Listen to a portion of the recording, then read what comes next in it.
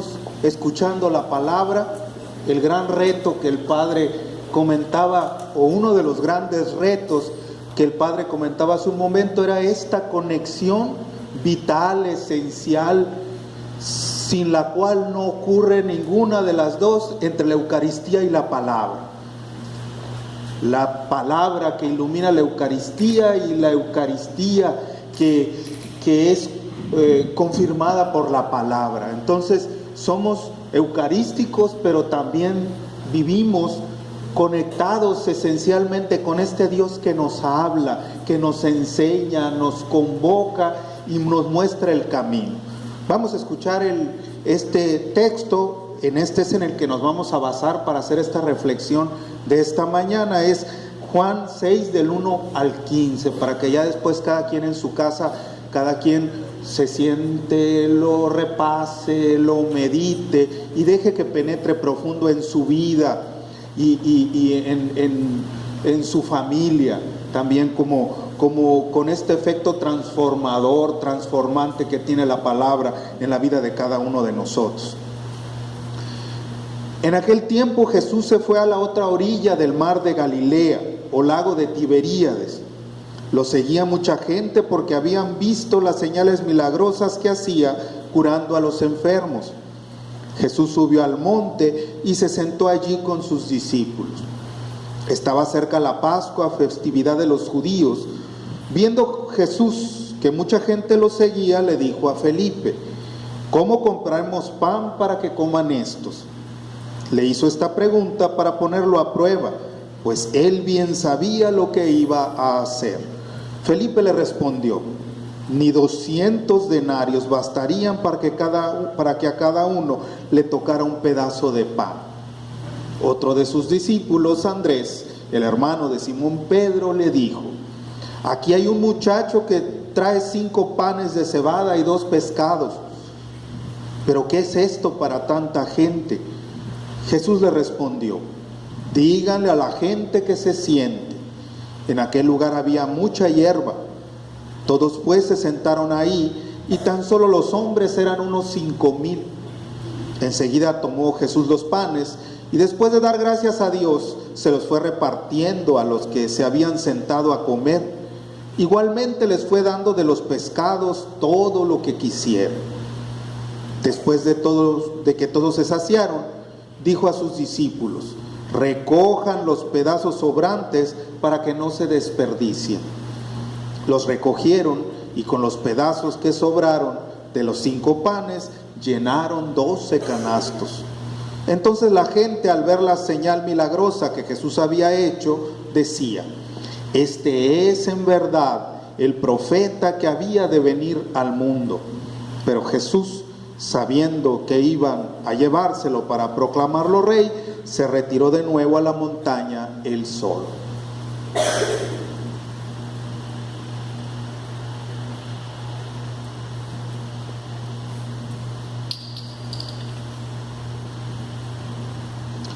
Palabra del Señor. Gloria a ti, Señor Jesús. Vamos a sentarnos, mis hermanos, por favor.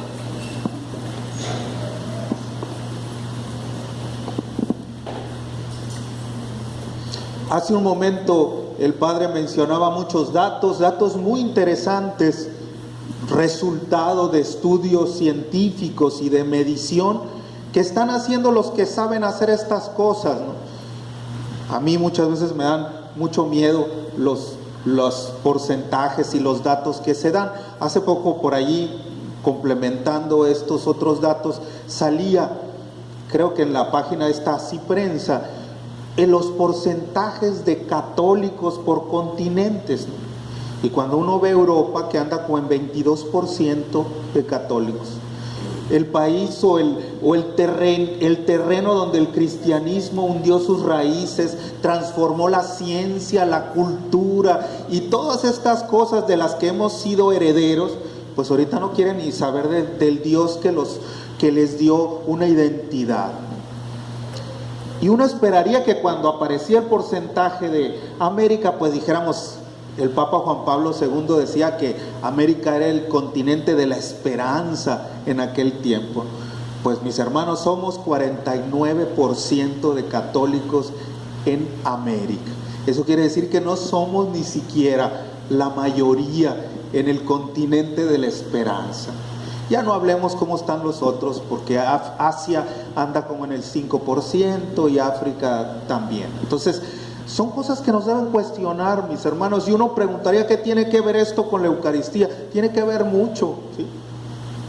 Porque la Eucaristía es el centro, es la fuente, es lo que nos da este sentido profundo y nuestra identidad más profunda, lo que somos. Somos personas, somos seres eucarísticos, porque Jesucristo es Eucaristía, mis hermanos. Todo tendría que explicarse desde aquí, desde la Eucaristía misma, pues.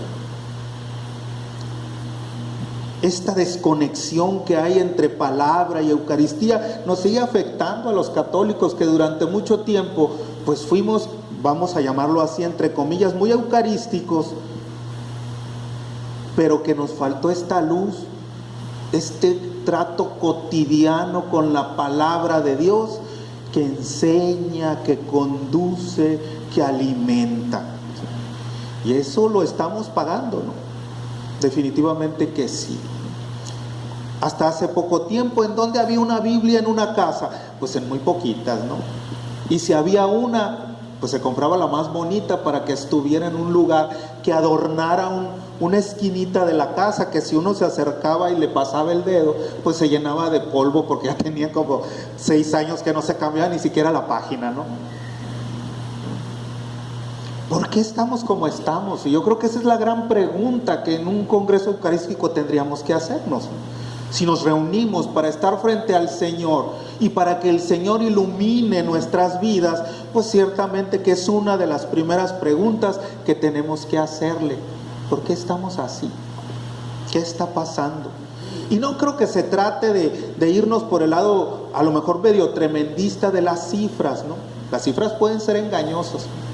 A lo mejor yo me puedo defender detrás de la explicación, ¡ay, jole! Es que Estados Unidos le mete mucho dinero a las sectas para que nos vayan invadiendo, y cada vez ellos pagan y meten dinero para controlar, manipular, y un montón de cosas que los vemos como un pretexto muy favorable, que nos impide, mis hermanos, asumir la grave responsabilidad que como cristianos tenemos que dar ese testimonio real y viviente de Jesucristo. Es muy fácil decir que otros tienen la culpa, pero muy complicado con humildad decir, yo tengo parte de la culpa. No son los hermanos separados. Ellos hacen su trabajo, a lo mejor mal, bien, no sé, pero no es el espacio, ni nos debemos preocupar tanto por el trabajo que hacen. Yo creo que este espacio, el Congreso Eucarístico, es un espacio de esto, de acercarse al Señor. El lema es Eucaristía, ofrenda de amor, Eucaristía, alimento de la familia, de la comunidad, de nuestra nación. ¿Cómo es posible que, y lo preguntaba el padre así, y creo que es una pregunta que se tiene uno que hacer, y yo me la hago muchas veces, ¿no? Por ejemplo, si uno se pregunta, bueno, este narcotraficante tan famoso, fulanito, manganito, ¿no haría la primera comunión? Quizás está bautizado, hizo la primera comunión, lo confirmaron, le hicieron fiesta de 15 años, se casó por la iglesia, y a lo mejor no falta misa. Pero eso no lo hace bueno. ¿Por qué? Porque en un país con tanta tradición cristiana tenemos tantos problemas sociales y que brotan de este desconectarse, de este desfase entre nuestra fe y la vida cotidiana? Y creo que allí, mis hermanos, está el grave problema. En la desconexión entre lo que creemos y lo que hacemos todos los días. Tristemente, hay veces la fe se convierte en un conjunto de doctrina muy bien hecha, eso nadie le quita. ¿Quién no se sabe el credo que repetimos todos los domingos en misa, mis hermanos? Pero ¿qué nos dice? Y a mí eso es lo que más me cuestiona. ¿Qué me dice el decir que yo creo en un solo Dios, Padre Todopoderoso, etcétera, etcétera, por decir el credo largo que le decimos, pues? Pero ¿qué impacto tiene en la vida cotidiana? ¿Qué sentido tiene que yo haya sido elegido, bautizado en el nombre de este Dios uno y trino, que el Hijo haya sido enviado por el Padre para salvarme, y por la inhabitación del Espíritu Santo en mi vida soy otro Cristo, como decían hace un momento, y que tendría que ser otro Cristo para mis hermanos? La palabra nos ilumina, y yo los invito a que hagamos un viajecito con la imaginación, ¿sí? San Ignacio de Loyola, el método por excelencia que nos dice es: tú tienes una herramienta esencial que Dios te dio, es la imaginación. Hay veces vemos la palabra como algo lejano, que no me dice nada. La mejor manera, dice San Ignacio, es métete al texto.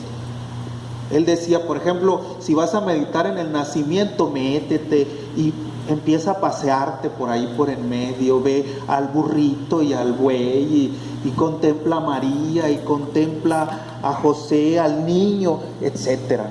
Es dejarnos penetrar profundamente por Dios.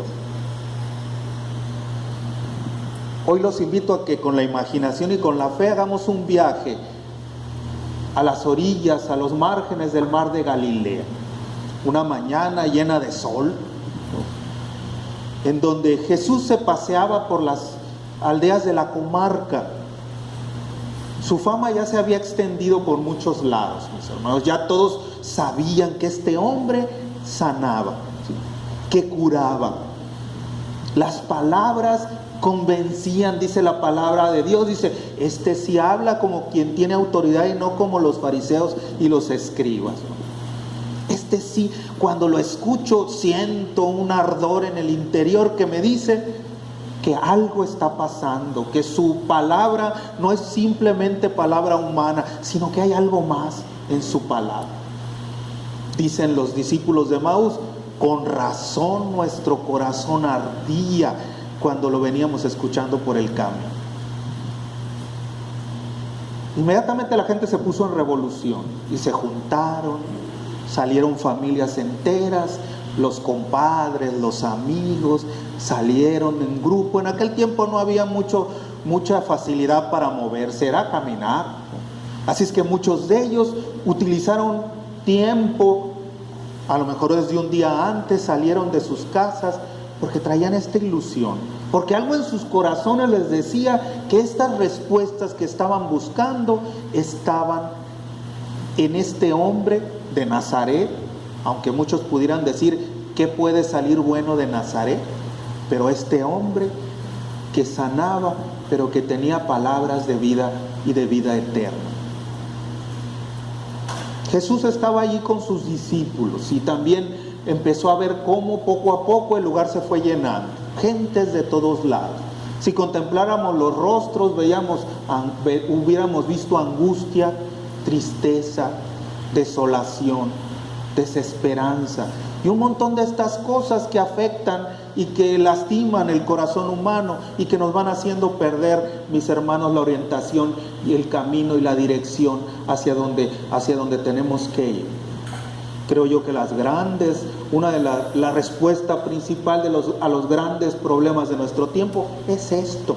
Es esta pérdida de sentido, ese sentido que antes Dios daba en el corazón de las personas que se entregaban a Él. Ahorita se buscan soluciones en todos lados. Ahorita nomás métanse en el Google, pónganle una palabrita y les va a decir todo lo que quieran saber. Bueno, ahí está la respuesta, dice la gente. Y ante el dolor del corazón, ante la tristeza, y buscan un montón de cosas, y que vas acá, tómate esto, vas acá esto, visita allá, brinca acá y todo eso, y le creemos que esas son las respuestas que nuestro corazón está buscando. Estos hombres y mujeres iban buscando eso. Un detalle impresionante que da el texto y que me llama a mí mucho la atención dice, y no lo pone, digamos así como que se le pasó, dice, era el tiempo de la Pascua. En este tiempo la gente, los judíos, se armaban con todo lo que tenían y se iban a Jerusalén, mis hermanos. porque en Jerusalén estaba el templo, y porque en el templo habitaba Dios, el Dios vivo, pues. Iban a matar un buey los que tenían su dinerito, otros pues bueno, no tanto, un borreguito, y los más pobres pues un pajarito, un pichoncito o lo que sea. Esa era la realidad, pues. Pero ¿qué pasa en el corazón de esta gente que en lugar de agarrar hacia Jerusalén, se van a este lugar, a las orillas del mar, a buscar a un hombre? ¿Sí? No lo sé, pero el caso es que el evangelista deja y nos deja aquí con esta realidad. No van a buscar a Dios a Jerusalén, a la ciudad del rey, ¿sí?, a Sión, donde Dios ha sentado su trono. No, van a buscar a este hombre nazareno, a Jesús, al hombre que cura, al hombre que sana. Llegado el momento, se llena el lugar y Jesús como que toma distancia, se sube al monte y empieza a ver a la gente. Está esperando respuestas, ¿no? Tiene a 12 personas y a lo mejor a muchos otros discípulos más, pero estos están callados. Están esperando que Jesús haga algo. Él simplemente espera Oye, es como cuando uno espera que alguien haga algo, pero no hace nada. Es que no lo voy a hacer yo, voy a esperar que alguien lo haga. Estos hombres, o sea, ya no solamente confían en Jesús, dependen de Jesús. Y lo peor de todo es que no se han dado cuenta de una cosa que Jesús les ha querido demostrar hasta estas alturas de las enseñanzas que le ha hecho, y que hoy quiere que también nos quede claro a nosotros, mis hermanos. Tienes lo necesario, ¿sí?, para transformar el mundo. Eres templo del Espíritu Santo. Tienes la fuerza para transformar el mundo, pero si crees. ¿Sí? Tristemente vamos por la vida diciendo, no puedo. Oye, ¿no te gustaría leer, ser lector? No, es que no me traje los lentes. Hay veces que así es, una vez me acuerdo un chamaco que le dijeron, oye, pues no quieres, ya ven que en la vigilia son un montón de lecturas, y pues había que buscar mucha gente que leyera, ¿no? Y le invitaron, anduvo la persona ahí invitando gente, y se acercó con un muchacho y le dijo, ¿no quieres leer? No, le dijo, si yo no soy cura, como si nomás las lecturas las pudieran hacer los curas, pues. Pero esa es la cosa, no puedo, y nos derrotamos. Y eso es lo que le pasa a Felipe. Oye, Felipe, le dice el Señor, haciéndose como que no sabe qué va a hacer. Oye, Felipe, ¿cómo compraremos pan para que coman esos? ¿Qué haremos? Y el Felipe se le va el santo al cielo, se pone blanco, abre los ojos y dice, ¿cómo el Señor me pregunta esto? ¿No? Pero si no ves el gentío se mete las manos a la bolsa, no trae. Necesitaría 200 denarios, ¿no? El denario era lo que ganaba una persona por un día de trabajo. Acuérdense esta parábola del Señor que fue contratando distintos jornaleros a lo largo del día, y que a los últimos les dio un denario, y cuando llegaron los primeros dijeron, se llevaron al servicio panamericano porque dijeron, nos van a dar buenas redes. ¿Y qué fue lo que pasó? También les dio un denario. Era todo, trabajar de 6 a 6, de sol a sol, un denario. Y aquí eran 200, y todavía aparte les iba a tocar pues una zurrapita cada quien. Ni siquiera para quitar el hambre. Tristemente, no sé, Señor, la verdad, pues ¿por qué me preguntas a mí si tú eres el bueno? Tú eres el que arregla todo, a ti te salen bien las cosas, yo no, soy medio inútil, pues no me preguntes, soy cerrado de cabeza. Me imagino que el Señor debe haber cerrado los ojos y ha de haber movido la cabeza. Ay, Felipe, ¿no confías en ti? ¿Sí? Y seguimos sin confiar en nosotros. Nos sentamos a esperar que las soluciones caigan del cielo, pues, y esas no van a caer. Yo me siento y voy a orar mucho, y es necesario para que México ya no tenga violencia, pero fomento la violencia en mi casa, con los hijos, entre hermanos, entre vecinos, y un montón de violencia en la que vamos viendo incluso por la calle, pues. Así no va a cambiar. Algo tenemos que hacer, y el cambio empieza por pequeños cambios, pues, por cambios de actitudes, por ver la vida de otra manera, mis hermanos. Pero Felipe, al igual que nosotros, dijo, esto no se puede, no hay de dónde, así es que no se puede. Por allá otro de los discípulos, Andrés, dice, pues aquí hay un chamaquito que trae su loncha. Me imagino que el chamaquito se va a haber enojado, ¿no? Pues ese es el lonche que me dio mi mamá, pues, ¿no? 5 panes de cebada y 2 pescados, ¿no? Apenas para mí, dijo el chamaco. Si yo ni te lo ofrecí, pues, ¿no? Pobrecito el chamaco. Y ni modo, calladito, no dice nada. Oye, si yo no los he ofrecido. Aunque Andrés dice, pues, es lo único que hay, aunque, ¿qué es esto para tanta gente? Ay, Dios mío, ha de haber dicho el Señor. Se paralizan y ven como no confían en Dios, dejan de confiar también en las posibilidades y en las bendiciones y en la gracia misma que multiplica los esfuerzos cuando con fe nos lanzamos a la obra de Dios, mis hermanos. Y este es el camino.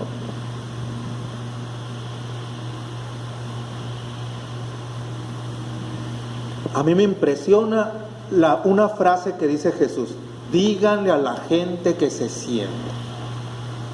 Inmediatamente aquello se empieza a mover. Se levantan los discípulos, acuestan a la gente, porque la gente sí comía como media acostada. Órale, ordénense esto otro. Impresionante, ¿no? La sola voz de Jesús pone en movimiento todo. Eso es impresionante. Pero para quien oye, ¿sí? Pero si nos sentamos y pensamos que esto le toca al vecino, al de al lado, entonces nunca se hace nada.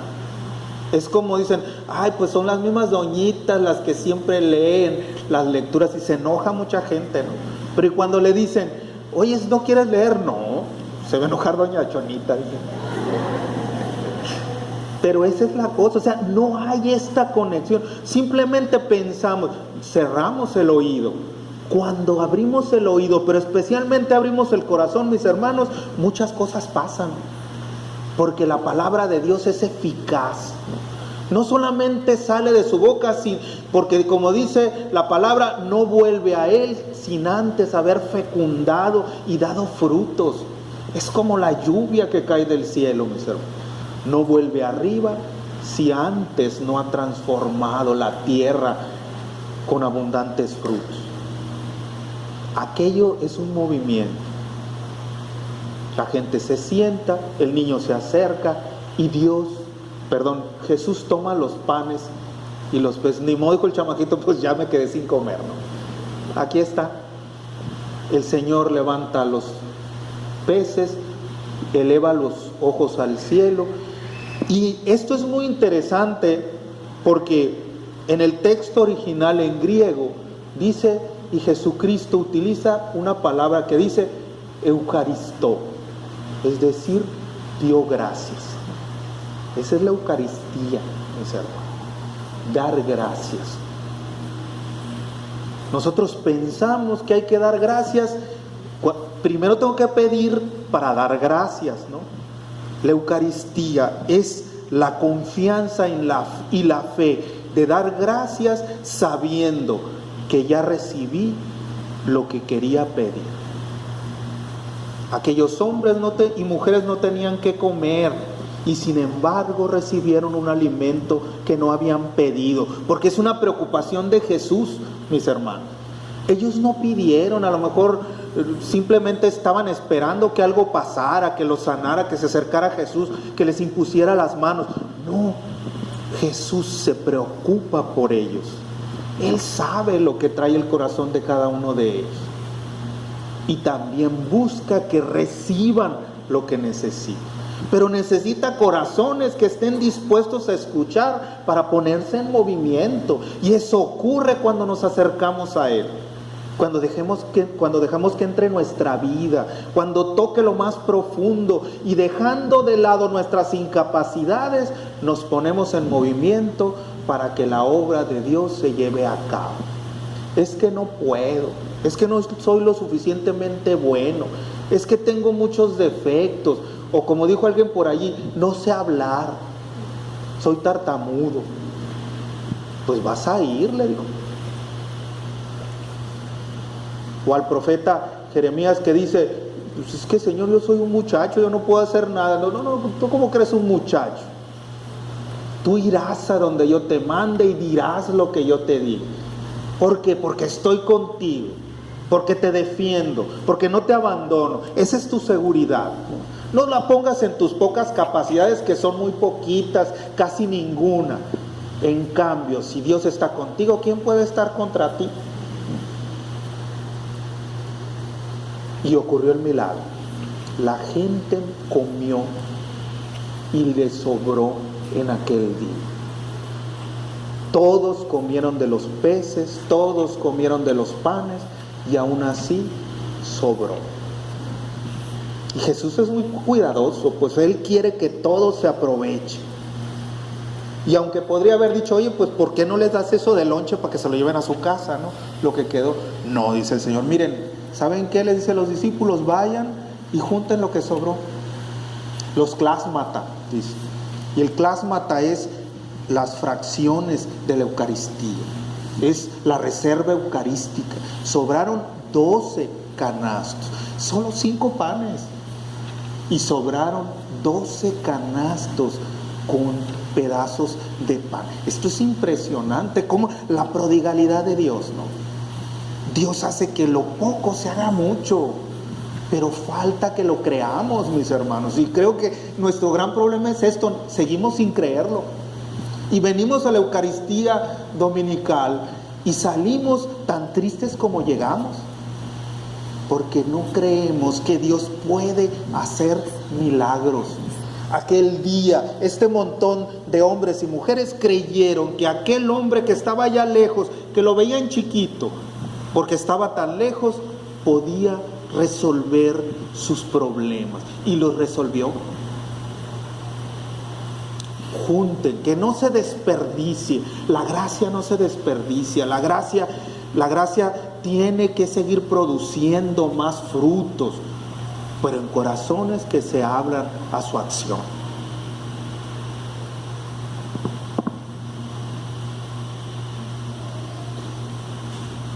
Y es que en este momento en que Jesús da y alimenta, en que parte y reparte el pan y los peces, no solamente da comida, mis hermanos, no es solamente que le preocupe las energías para que sigamos viviendo, no, también se da a Él, se nos da Él.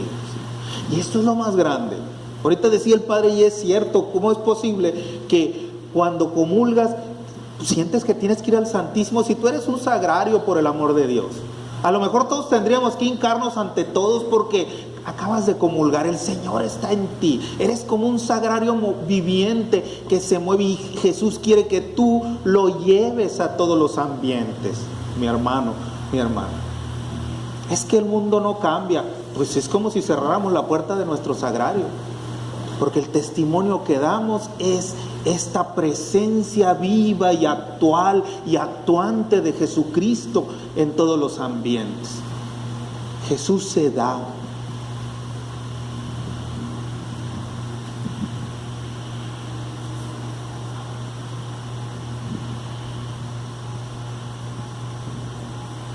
A lo mejor este mismo acto de ver a Jesús partiendo el pan y entregándolo nos recuerda a la cruz.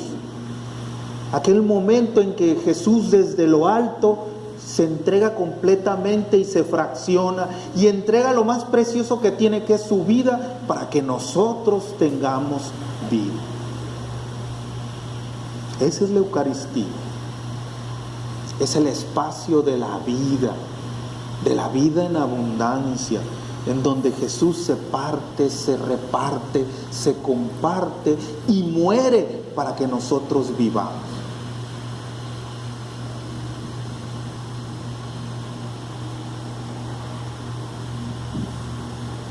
Yo creo que también vendría a la mente al contemplar los discípulos esta escena de ver a Jesús con este amor y esta solicitud alimentando a este montón de gente.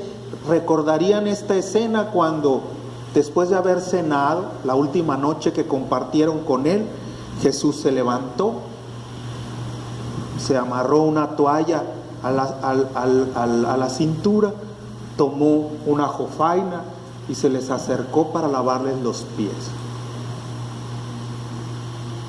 El que es todo, el que está por encima de todo, se puso por debajo de todos para que todos subiéramos a Dios. Es más, se hizo como un escalón para que pisando en él lleguemos al cielo.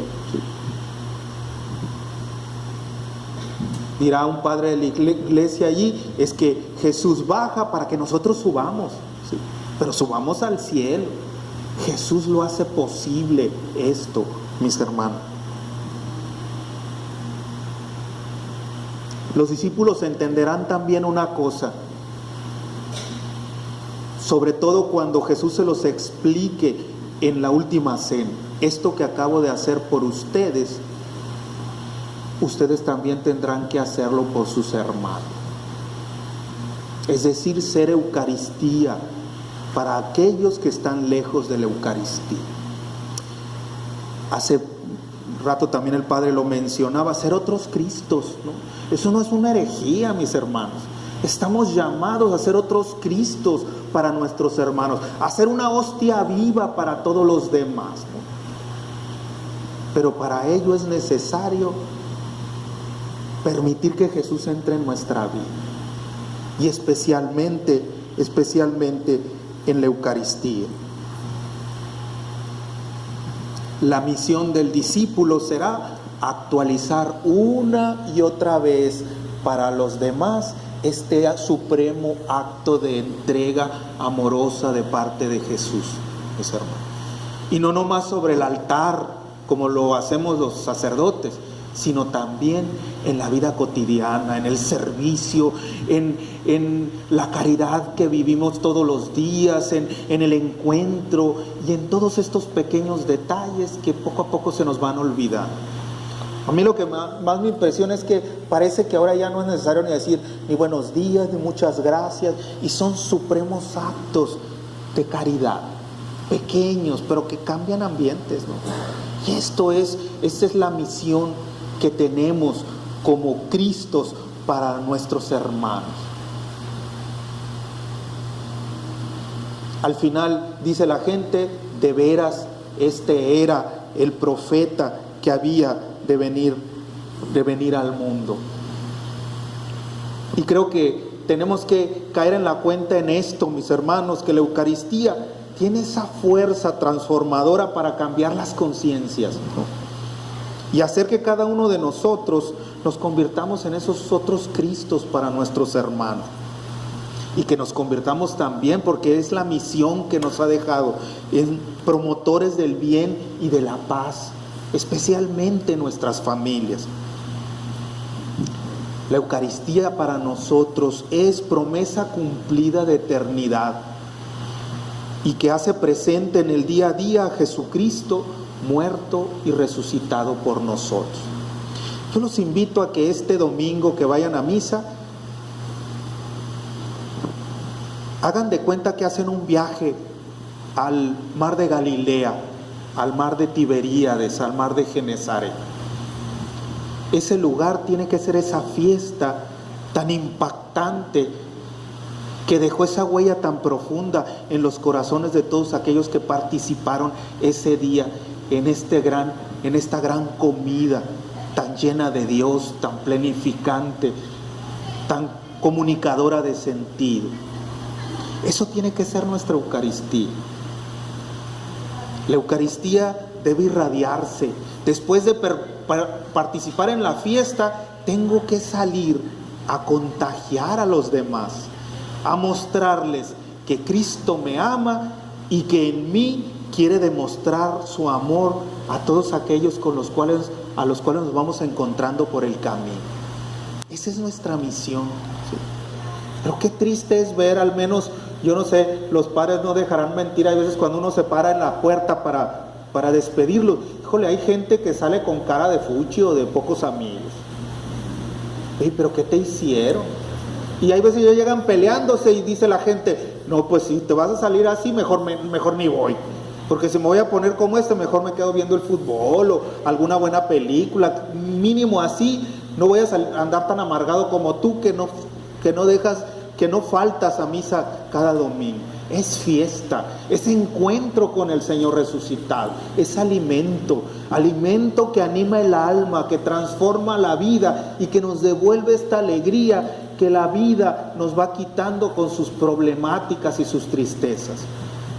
Es el día del Señor, no nomás porque lo celebramos a Él, sino porque nos celebramos nosotros, porque Él pone la mesa, nos sienta y nos sirve y nos da su alimento de vida eterna, que es su propio cuerpo y su propia sangre. No manda a nadie a alimentar, Él nos sienta.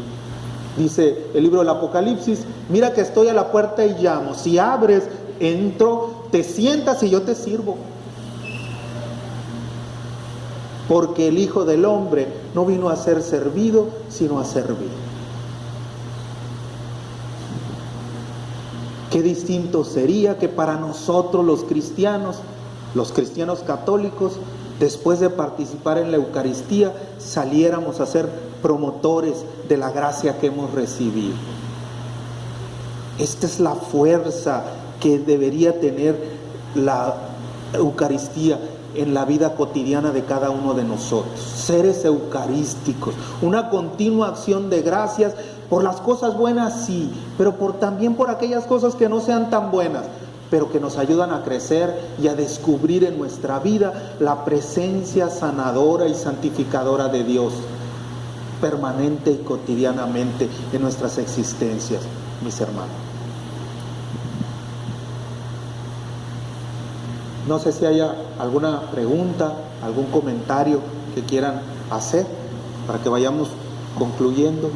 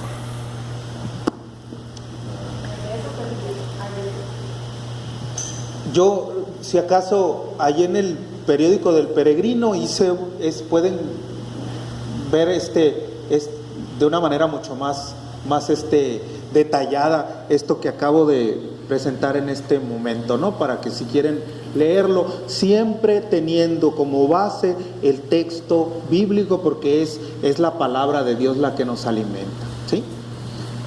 ¿Algún comentario, pregunta? ¿Nada? Pues todo congreso eucarístico, quiero terminar también así de esta misma manera como empecé, es un alto en el camino para pensar y repensar cómo está Jesús en nuestra vida y en la vida de nuestras comunidades y de nuestra iglesia. El Señor sigue presente en medio de nosotros, pero no quiere quedarse encerrado entre cuatro paredes. Quiere que seamos promotores de su amor y de su misericordia, que nos convirtamos en testigos, en testimonio vivo de su amor, de su misericordia y de su perdón. Esa es nuestra misión. Entonces muchas cosas van a cambiar cuando dejemos que Cristo, a través de nosotros, de nuestras acciones, de nuestra propia persona, salga de las iglesias, salga de los templos para habitar en donde quiere estar, allí cerca de los problemas, de las tristezas y de las aspiraciones de cada uno de sus hermanos por los cuales ha muerto en la cruz. Bueno, que el Señor Eucaristía, que Cristo resucitado nos acompañe nos acompañe en cada momento y que estos momentos, este día de reflexión, nos ayuden a terminar siendo lo que estamos llamados a hacer. Eucaristía, constante Eucaristía, no solamente en nuestra vida, sino una Eucaristía constante para nuestros hermanos. Hostias vivas que alimentan, que fortalecen, que sanan, que apoyan, que levantan y que ayudan a encontrar el camino a la salvación en Dios, que en Jesucristo Dios nos propone a seguir. ¿Okay? Bueno, pues muchas gracias, Dios los bendiga y bueno, que siga este tiempo de reflexión y de interiorización en la presencia de Jesús sacramentado. Buenos días para todos.